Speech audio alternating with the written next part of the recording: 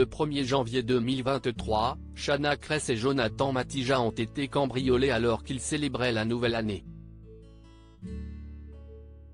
3 semaines après le drame, le jeune papa était dans TPMP pour révéler qu'il avait décidé de mener l'enquête de lui-même, avec un premier résultat. Shanna Kress et Jonathan Matija ont été victimes d'un cambriolage, tout juste quelques semaines après avoir accueilli leur premier enfant. Une épreuve traumatisante pour la famille qui ne se sent plus en sécurité en France.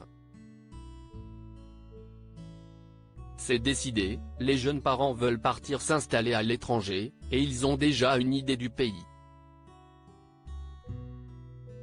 Mais Shanna et Jonathan ont été accusés par certains internautes d'avoir menti sur le cambriolage, pour faire du buzz. Excédée, Shanna a répondu « On a posté une photo au moment où ça s'est passé, on a vécu quelque chose de traumatisant, c'était pas facile. Maintenant comme vous le savez, on vous met tout sur YouTube. La vidéo sort demain, vous aurez toutes les explications. Il y a même des caméras de surveillance, donc vous verrez. » Pour ceux qui pensent qu'on est des mythos, c'est-elle justifié.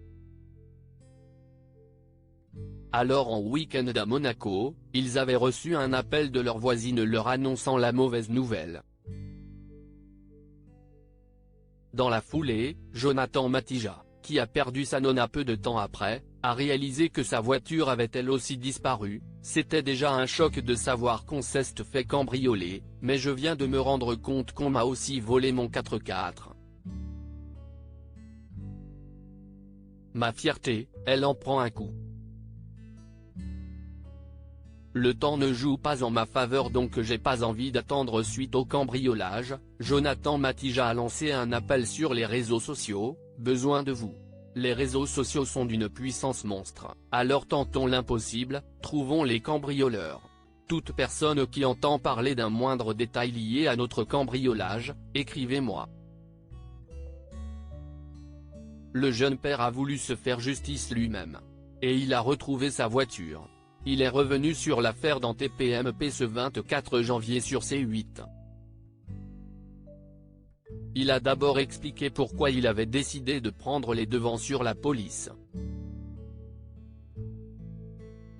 Quand je porte plainte, je sors du commissariat et franchement je suis assez déçu, je me rends compte que ça va être très compliqué, que les choses vont prendre beaucoup trop de temps, et je me doute bien que dans cette situation, le temps ne joue pas en ma faveur donc je me dis j'ai pas envie d'attendre que les choses se passent et que je sois déçu donc je décide de prendre les devants, les choses vont pas bouger donc je décide de partir à la recherche du véhicule volé, commence-t-il. Avant de poursuivre, je me rappelle que les ordinateurs et téléphones ont été retrouvés dans une poubelle en bas d'une cité, là où on vit, à proximité de là où on vit, et je me dis il y a de grandes chances pour que le véhicule soit pas loin. Si on a un peu de chance, peut-être qu'elle est garée au fond d'un parking dans une cave, ou alors simplement quelque part donc je décide de partir et je tourne avec ma voiture sans vraiment être certain de ce que j'avais trouvé, mais par chance je tombe dessus.